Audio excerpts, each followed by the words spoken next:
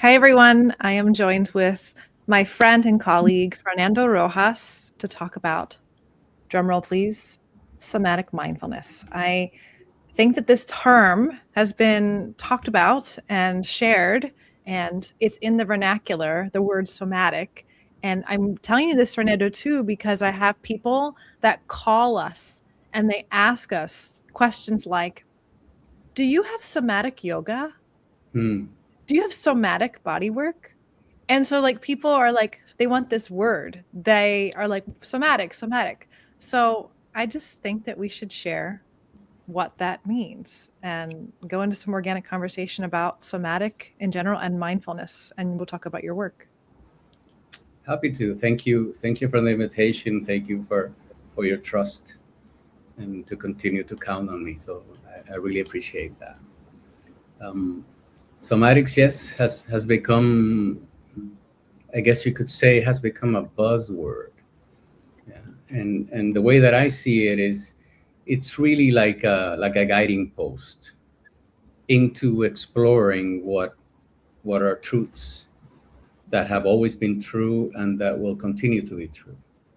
Right? So somatics then gives us maybe a framework of language that we can use to then insert some of these ideas so that we can explore them. And so, yes, of course, you can have something that you call somatic yoga, but it's already somatic if you go and look at what the definition of somatic is, because somatic has been associated uh, with something that is also known as somatization. Hopefully, that's a word in English, um, which is which is which is this expression in the body of I'm going to say issues that have to do with more the emotional content of things, um, which is a bigger conversation that and some of it we can touch. But just to keep it simple, somatics only means of the body or pertaining to the body, right? And so the what's important about the somatics concept is the context of awareness. Is there power in awareness? Is there power in paying attention in a particular way to an object of attention, which is where the mindfulness word comes in, right? And so we, as long as we include our bodies and the way that we feel from the inside out, which is also known as interoception, right? As long as we include our bodies in every decision making that we have, in the way that we experience anything that we're feeling, it is a somatic experience. I have this word interoception that people are starting to pick up too, which is really lovely. If you're a body worker, we learn this word, and it's that sense of self from inside self. And we hear a lot of people saying that they have a really hard time with that. Like, I don't know how to feel inside. Like, I don't know how, or that's confusing to me. And it seems like the mental body starts to try to find a way to figure it out mentally when it's sort of a feeling thing. But I'd love to hear what you have to say for someone who's like, how do I do that? How do I Right. feel? And how interesting is it that we have the word I feel in our vernacular, right? And we use it for everything, right? I don't feel, I feel that this, I feel that you're not understanding me. I feel funny. I feel tired. I feel fearful. I feel happy, right? So we can say it, and we can say it, and we use it often, and we use it frequently. But are we actually knowing what it is that we're saying, right? And so an easy way to access what that interoceptive capacity that we have is anytime that you say the words I feel, right, just ask where, because we can only really feel in one place, right, and it's in our bodies. So if I am feeling something, and if I say I feel something, that must mean that there is something, a sensation in my body that I can associate with that, and that's it. Often I say, just stay in the question, right? Just ask the question and stay with it and give yourself the time to be receptive to whatever comes, right? And so where do I feel it? And just wait. Because then it gets interesting, right? Because then I can begin to say, oh, when I feel anxious, there is a part of my body that is associated with that, right? It's not just the obvious, like I have a headache or I feel pain in my head, right? It's if I feel anxious, if I feel happy, if I feel ecstatic, if I feel inspired, the next question has to be where? Where do you feel it? Mhm. I have a questioning I do at the beginning and the end of my yoga class that is very somatically based, where we're just asking those questions. What does your physical body feel like? If there's emotions that are circulating, where would they be sitting? If you're feeling them, where are they? And I think it's really interesting because that awareness itself is a whole nother intelligence and a lived experience that starts to bring online a different orientation with the world and with yourself. And I think that's the magic of somatic mindfulness and the work that you do is it's just a pathway to self-awareness, not just for the person, but in a setting where you're working as a healing partnership with clients because you are a body worker, massage therapist, and a massage therapist instructor. You are teaching people how to be attuned or how to deepen the attunement. And I'd like to talk about that word because I started using this word, and then you came into my life, and your book. You talk about your book with the attunement. I just find it really interesting because people really are craving that word. They want to be attuned to. They want to be in spaces where they're seen, they're heard, they're listened to. There's a felt sense of this person sees me. Oh wow, that person's very attuned to what's going on. They're not checked out. Yeah, there's many. There's a lot there in what you just said that we can pick apart, and and I often say that I take liberties with terms that I use so that we can move away from what something is supposed to mean to move into what can something mean. Yeah. And so when you talk about attuned, of course, the word attunement is a common word, and we can use it in different contexts. For this specific application, what does it mean to be attuned? You mentioned, when a client feels like their therapist is not there, right? So really, what we're talking about is, um, and this may sound a little bit like I'm moving off topic, but I'm not. How do we define what it is that we do as body workers, right? And I often like to say, is it an application of a technique or is it a conversation? And if it is a conversation, what language are we using? Because the body has its own language. And what makes for good conversation, right? And so you mentioned these words. You said, I see you, I hear you, right? I accept you. So let's just take this premise that we as humans, pets, and every other living thing, that we can have a relationship with, prefers to feel seen, to feel heard, and to feel accepted.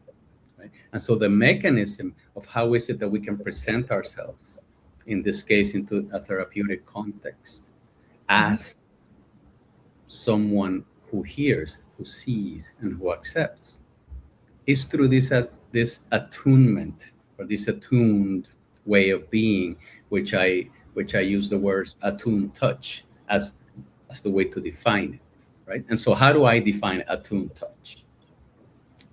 Attuned touch is really just this: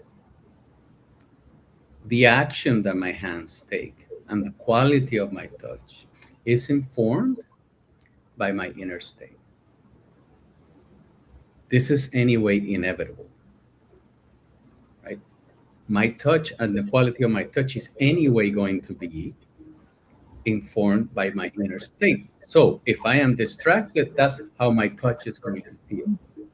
So attune then means that I am aware, that I am bringing awareness to how it is that I feel and where it is that I feel it, because that part I can influence so that then my hands can go and do what my hands need to do.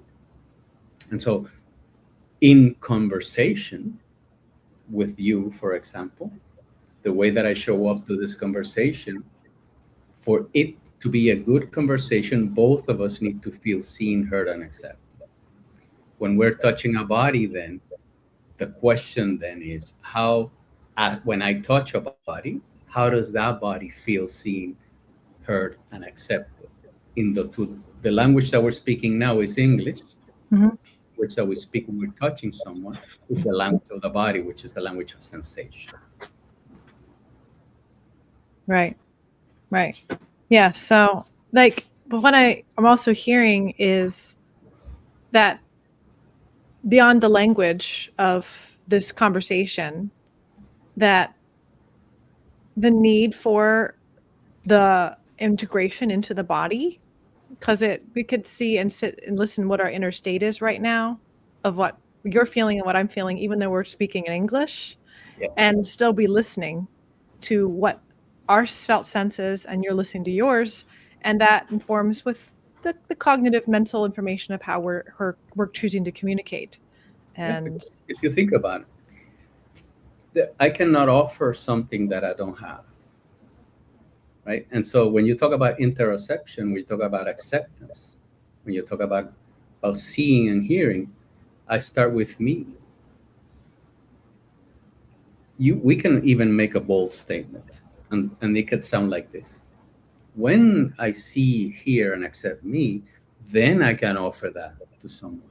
So that's not to say that when I show up to this conversation, I have to be in my very best day, right? That I have to feel fantastic, that I have to be walking on water. It's not that.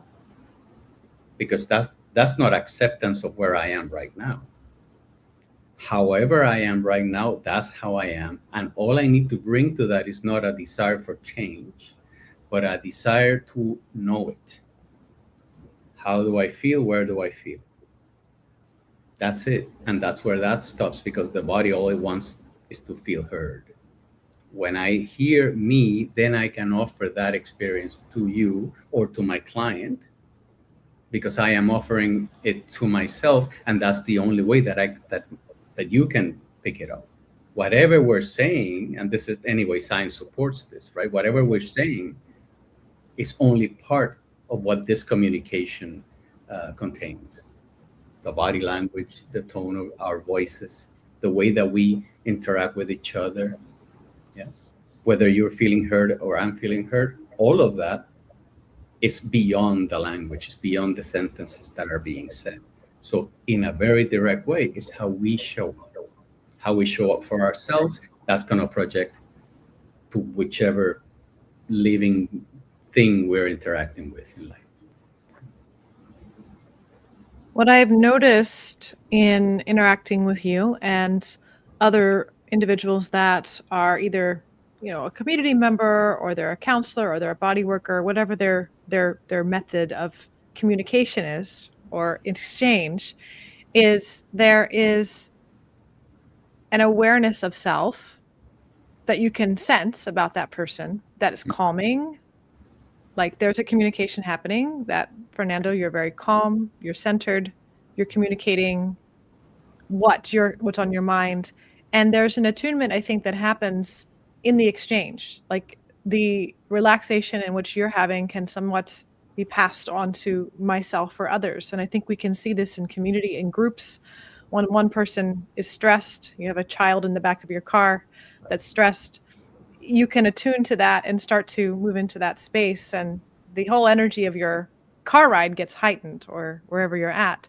And I think when we can apply these principles in our community, with our family, and even in body work. So what you teach isn't necessarily just being able to apply to the body, but that's what we're learning. And the course that you offer at Firefly for CEs isn't just for massage therapists too. It's for anyone. You don't have to have massage background because we're not doing massage techniques. And I think that the value of this is so big because somatic of the body, as we talked about here at the beginning, that piece of listening to the self, listening and attuning, and then having that conversation is a skill set that's a lived experience. It's not just a mental, I learned this knowledge, this information that you passed on to me, and then I just regurgitate back to you facts. Right. It's a practice that through that practice, that lived experience, your whole, in my experience as a body worker and as a community leader, that changes how the world responds to you, and you can, with intention in yourself, somewhat enhance the response to the world around you that has to you. And so it, like you said, it's back to this conversation and how it can ripple out. So I see it as more than just a bodywork technique. I see it as a way of being and a way of a lived experience that can ripple out and have a huge, profound change. And not that you're coming at it from a perspective of we're here to heal or change or anything. It's not that. It's full acceptance of this moment, of where everything is with the body you're speaking to, the person you're speaking to, the touch. It's being in a present space. And I feel like the embodiment of our culture, meaning being able to be aware of the body, get out of the mind, which is where we get a lot of suffering and pain and even stress that starts to impact the body. I think that this is like my favorite thing, like Mhm. as a way of being. And so I'm always so excited when you're coming to teach. So I'd love for us to just transition into what those classes are, because some people might have seen your classes on the schedule and think they have to take them in order, or is like, which is the first level? And really, it's outside the box of levels. So let's talk about that. Yeah, that's a big conversation too, because it's important, right? So we of course live in systems, right? And so that means that when I am in the US, I need to drive on the right, right? And I'm not gonna, that's not my fight, right? If I am the UK, I'm gonna drive on the left, and that's also not my fight, right? So we stay in these systems. So of course, um, these classes are structured in a way that they capture and they offer what is useful specifically for body workers, right? That's true. Mhm. It is also true that I have a particular way of seeing things that creates an awareness of how things actually are in my view. For example, when you talk about body work, when you talk about yoga, when you talk about martial arts, yes, in the system that we are, we put them, we package them in ways that fit with that system in order for us to put it into the, I guess you could say, the commercial context of it, because it's useful, because people need the CEs and so on and so forth, right? To everything is regulated, even yoga teachers are regulated. So you have to practice in particular ways to conform with the system. But it is also true that the way that these things are move, evolve over generations is through what is through a lineage, right? Not a board of directors decision making process. And so we expect, if we were going to go the traditional way, you would expect to be with a master or with a teacher, or if you were in Hawaii, with an uncle or an aunt, right? And then you would spend time with them, and the word that I'm using these words on purpose, spend time with, right? Then you will go out and you put it to the test, and then you come back and spend more time with your teacher, and then you go out again and you do the same thing. And what you can expect is that then you as a student are going to become, through practice and through spending time with your masters, if you want to call them that, right? You will develop your own way of speaking this language, of applying the same truths in your own unique way. And so My classes, to answer your question directly, have different titles. These titles express what would be a quality of being. And the object behind the name is to describe the following. When I have a conversation with a body through a tuned touch, and it is a particular area of the body, if that area of the body was going to perform or act or be the best version of itself that it can be, what would I call that? Well, I may call it radiance. I may call it expansion. I may call it grounding. I may call it connection, right? That only means that in all of my classes, we're going to bring the principles, the same principles that we're discussing here, that we're having a dialogue about. And then we're going to apply them to touch, because this is the context that we are in, the context of therapeutic touch. And then we're going to do it in different parts of the body. Yeah. Understanding that the conversation is a system-wide conversation, and it doesn't really matter where I'm on the foot or the head, it is still the same conversation. And so when I said spend time with, what all of the titles of my classes do is that they offer more time, and sometimes jokingly I say more excuses for us to spend more time together. Because these principles, what they have is something really interesting. They are so simple that it is hard to accept them and then to make a practice around them, because they are Yes. not complicated. What's complicated is our previous understanding that I now have to worry about what presence means. And this speaks to what you said before. What we do in class is we have the experience of what presence feels like. And then it becomes an embodied experience that you can define in your own language. And I don't have to tell you what it means, because you have felt it. And that's what we play with. And the more often that we do it together, the more, not that you become a little me, the more you become a bigger you. Mm-hmm. Because what I mean by that is, all of us are unique in the way that we express our own unique gift that we have to offer. And what these classes can do, and now I have seen many times, is that, as in this case as a body worker, and now I've had insurance brokers, handymen in my classes. um, what these classes can do is offer this opportunity for us to enter into this other way of being, this other way of experiencing what we perceive, that is more receptive and less analytical. And the more that we do it and we experience it, then it's like we already have the neurons for it.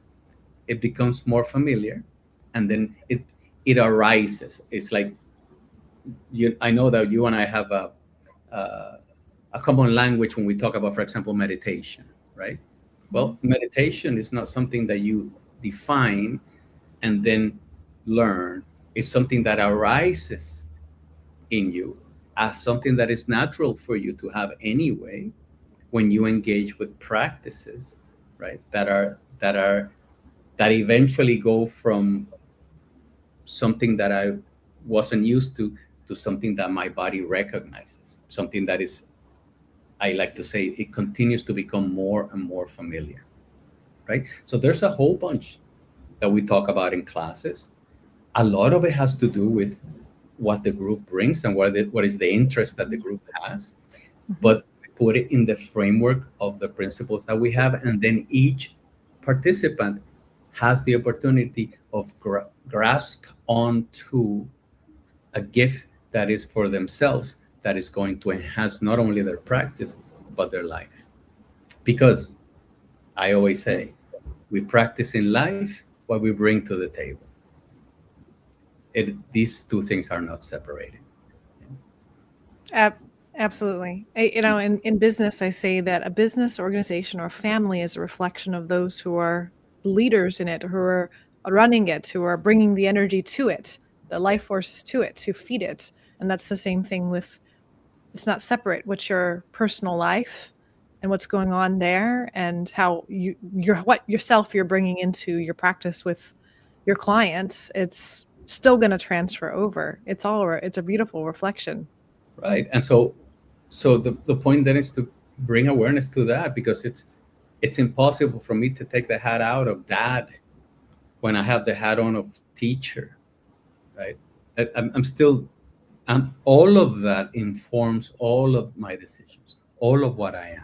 And so let's reverse the thing that I have to leave stuff out as if I could, right? And then just bring the wholeness of what I am, which is really an interoceptive process. Yes. Because if I bring the wholeness of where I am, I'm also bringing my body, which is really intelligent, and it's always telling me, hey, here's something that just needs, to be heard. And that's it. It's like, I often like to say, it's like going to lunch with a friend, right? And this friend wants to tell you about their day, or something about their life. And sometimes we feel like there's something to fix. There's something that we need to solve for them, when really all that they need is to be heard. Mm-hmm. And so that in itself, that's a practice. That's a practical thing that you can try tomorrow. Next time you go out with a friend and they want to tell you something, how about if you just become the space where whatever your friend wants to say can happen, instead of me thinking that I want to fix it or that I can fix it, as if I actually could. Yeah. Same thing. That's all my body wants, is to be heard. And so how is it that I enter into good conversation with my body? How is it that I enter into good conversation with another's body?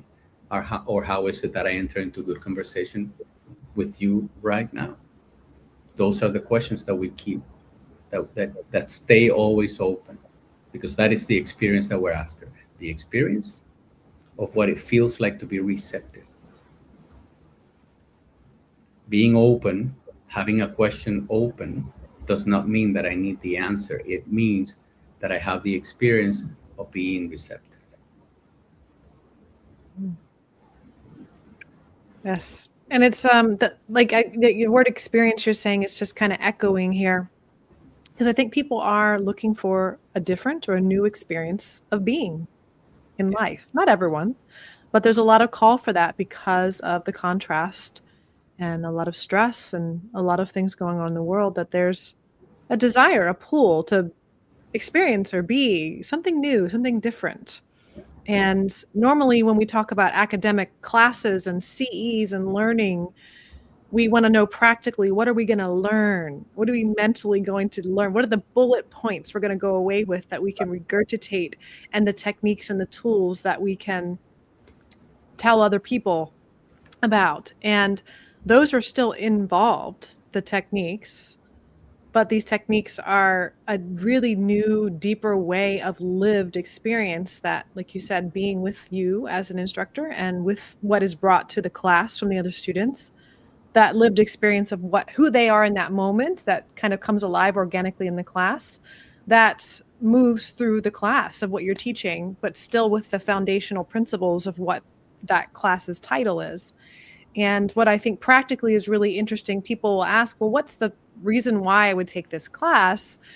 And it's like, well, for me as a body worker, the tools and techniques, it doesn't have to be hard. It's like this class helps you with seeing it's going to be easier and not as hard. You don't have to push your body. And you like trying softer is the word that keeps coming to mind. Mm-hmm. And also that the results for most people are looking to get out of pain and many other things in working with a massage therapist or a body worker. And those things happen with tremendously, by far, a lot less force, or, hey, we have to go really deep and do all this deep pressure. almost completely the opposite. Almost the softer we're being, the more it was opening up in the body and releasing, Mhm. which is really fantastic for me as a body worker. For what I'm doing similar kind of work for years, to see, just to watch the students have these awareness and aha moments of this and in their own body, like, wow, that doesn't hurt anymore. And we just did that. Like almost like this baffle, like the brain and the mind is trying to figure it out when it's really the body's been listened to, has been heard. And that's what I would say for anyone that's listening to this. It's like, in that still mindset of like, well, practically, what am I going to learn? Like, Right. how do you do your work easier, lighter? How does it increase your awareness of self and increase your quality of life, your quality as being a body worker? And I could just go on and on with that. But yeah, what do you have to say about that? Sure, plenty, plenty. So really, it's just about having, again, this is not about saying, oh, that was wrong and this is right. It's not that. I would even go as far as to say whether it is easier or softer is just a consequence. It's not what we're after. Yeah. It's really what we're after is to understand what actually happens. What is it that a body that is receiving body work, what is it that that body actually needs in order for that body to do what that body already is designed to do? So it just contrasts then with the idea that I have the technique where I come and I do something to you because I know better than you. Well, that's the same conversation that with a friend. I don't know what, I am not my friend. So how can I actually have the solution? So can we then consider, and it's only a consideration, that perhaps it is not so much what I do, but how I do it. And it is not so much about how am I doing something to you, but how is it that I am creating a space for the body's own intelligence to arise to wherever it needs to go. Yeah. Because when you think about it, I like to use the word precise touch more than I like to use the word soft or light touch, right? Because I am not here to change. However, if you're a sports massage person, or what, if you regard yourself as a deep tissue working person, none of that is going to change. What's going to change is that the way that you engage is not so much a technique application, right? But a way for you to enter into conversation with that body in the way that the body understands. And so the body, I often say, the body could care less what you call what you do, right? The body understands how you do it. And then if we look at it in a very broad, simplistic way, the body either feels good or it feels bad. We are either defending ourselves from something or we're not. This is a good thing because we want to stay alive longer. And so we have these mechanisms that are embedded in us for us to respond automatically to the face of danger, right? But what we want to do is for the intelligence in our body to be in a state that is called allostasis. Allostasis, right? Which is different than homeostasis. Allostasis means that that my body is can respond optimally to whatever the current demand is, whatever the circumstance is, right? And so as I sit here, I need some tension and compression in my body for me to be upright.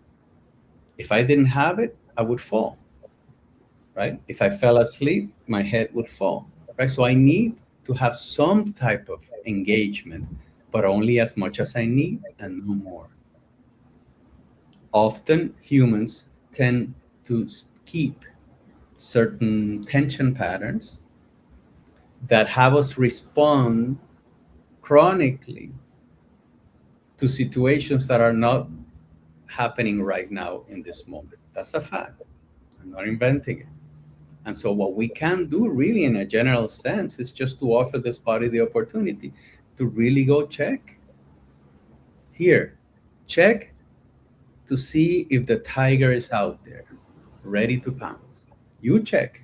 I'm not checking for you. You check. When you realize the body, that the tiger is not there, then the body will do whatever the body needs to do. That is different. And it will respond in allostasis to the current demand, which is, as you lie on my table, what is the demand other than just to play dead, right? Shavasana in yoga terms. Allow gravity to have you. But that's not something that I can say because it is not an intellectual thing. It's not an analytical thing. The body does not speak in complete sentences. And so as long as we can talk to the body in the body's own language, and we offer the body the opportunity to go check, to turn on that radio, that is called neuroception. Check to see if there's danger. And then when you check and you assess what the current situation is, which has to do with how connected you feel to me, as your therapist, which is an important word, perhaps, that we could talk a little bit about, and what is the current situation that you're in, then the body will do whatever the body needs to do. And then I, as a body worker, I'm off the hook. I don't need to worry about acting as if I know better than an intelligence that is already there, an intelligence that makes an apple tree always give apples and never fail. There is an intelligence that I am a part of that I can instigate, and me showing up as if I knew better than that, well, that's a little ambitious, right? How about if I just come and then I play, I catch the wave, right? The wave is going to happen anyway.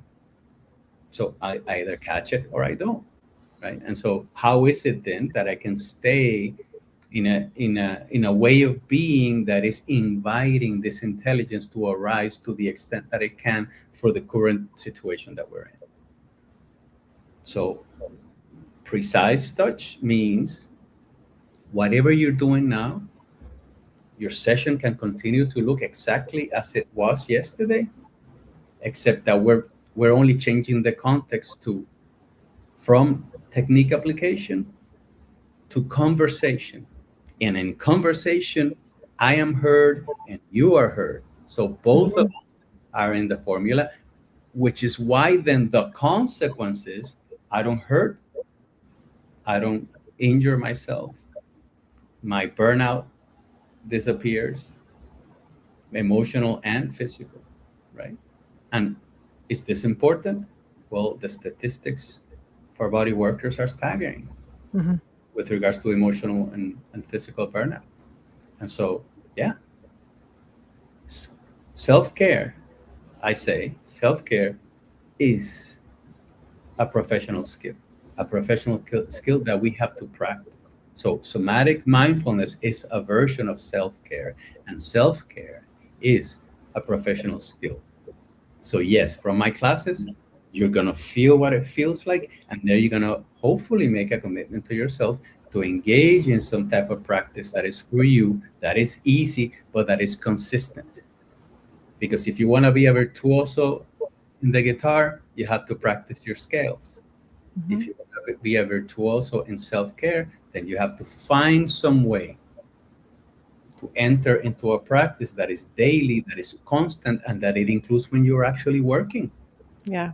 Which is what's cool, right? That I actually can come to a session and come out of my session refreshed. I come out better. I benefit from the session that I offer. Isn't that a cool concept? Yes. Yes. We are opening up to more listening. I think that's what I'm hearing, and so much of what you say. Yeah. Is listening. Yeah. Listening. Yeah. Such a simple word. Such a simple word. But when we go and we really look at what that means, and I include me and I include my body in it, and then I see what I can experience, then it can really shift not just my practice, but many things in my life. Yeah. I feel like from the moment we're born, that first, even in utero, the system is listening to the mother, to the womb, to the chemicals coming in the body. And then when we're born, that first touch, being held, there's a natural listening that the mother and father do to a child's nervous system with the rhythm of which there's patting and soothing. And I think that listening can be either attuned or not, depending on how deep that parental figure is also listening to self and to the child. And I think it just builds upon this. I think our systems are always learning how to interact and to listen. And for my own personal life, it's how do I deeper receive the information and listening, even and accepting it, even when the system maybe feels overwhelmed or overstimulated. How do I allow, and what does the body or system want to move into for it to either become more regulated or allow the dysregulation temporarily or whatever it is. But it just comes back to listening. It's like we're just learning, how do we listen to life? Yeah. And listening is a question, right? You said right there, you mentioned two questions, right? How do I? Right? How do I allow? How do I listen? How do I? The value in your question is staying in the question and not worrying about the answer. It's when when a question arises, can I stay with the question and then have the experience of having the question? That's the other way that I can perceive life. I perceive it by listening or by being receptive, and I perceive it by entering into the analytical aspect of it, which is what we're experts in. And those are useful, and that's okay. It's just that we're just bringing the other side of it so that then we can balance it out. And both can shine and both can show up when they're needed. Yes. Wonderful. Well, I'm very excited for you again to return. This will be like I don't know, it feels like your 10th time with us, but I think it's only been like 3 years or something like that. So you'll be returning with us. Even if anyone's watching the recording, you return pretty regularly to Firefly Hollow Wellness Center for our CE classes in York, Pennsylvania. And your website's listed in the description here because you teach all over as well. So if someone's listening to this and wants to learn more about you and your work and teaching classes or learning from you, and even if they're not a body worker, I think that's an incredible opportunity for them to be. Again, this experience is a lived experience. This information, we can talk about it all day on this recording, but it's really an experience that the body has when being in the presence of you and the students and what we're working with. So I'm encouraging questions. If anyone wants to reach out, if they have anything to ask, feel free to do so. And other than that, you can sign up at our website at fireflyhollowwellness.com, continue education. But other than that, Fernando, let's sit here and listen for a little more second here. It's a couple more seconds and see what else there might be to arise to finalize our moments together. Well, let's bring the word connection, right, into the conversation. Connection is anyway now supported by science to be one of the predictors for good outcomes in bodywork. Connection, right? And connection does not mean effleurage, right? Or petrissage. Connection means how connected my client feels to me. The only way that I can create an environment, especially with someone who just met me and comes and lays on my table in such a vulnerable way, is by ensuring that I create that environment where they can feel connected to me, where they can feel safe, where they can feel trust. And the way that can happen is by the relationship that I have with me. Me with me, this interoceptive way of experiencing the world, if you want to, if you will, is one of the ways that I can create the space for connection to arise, for trust to arise. Then the rest is just details. Gravy, croutons on the salad, right? once you create that, should I say vibe? That could be a good word for it. When I create that vibe, when we go and we handshake, I was talking to a group of people, non-body workers, and I said, we just gotta get good at handshakes and hugs because that's touch. Mm-hmm. You can practice attuned touch in that. How is a handshake or a hug good conversation? That's what we're gonna learn. Mm-hmm. Yes. Yes. That connection is, I would say, if you come up with one word of why, the question why, and the answer to that for myself of why I continue to do everything I do, that's the foundational word for it all. Connection to self, to others, to land, to body, to each other. And that's our kind of tagline and our theme now for everything we do. And that Firefly, our holistic expo that we do every year, and it's like connection is the medicine. So right. yeah. And I would add to that it it's not it's not it's not necessarily reconnecting, it's realizing that we were never not connected. Yeah. Yeah. Yep. Wonderful. Well, it's always amazing to be reminded that we are connected. Mhm. And even though we don't have the regular dialogue between the times we see each other on a regular, but I look forward to seeing you again in person. And thank you so much for taking time to spend with us today. Likewise, I am honored that you continue to invite me, and I look forward to the class soon here. Yes. Yes. Awesome. Well, thank you guys. If you're watching this again, I will put the dates. I would look at our website now because I don't want to date this video. The classes for this particular recording are coming up in August 2026, but there's probably more if you're watching this afterwards. So please check our website. And other than that, thanks for being here and be well until next time, my friends. Bye-bye. Bye-bye.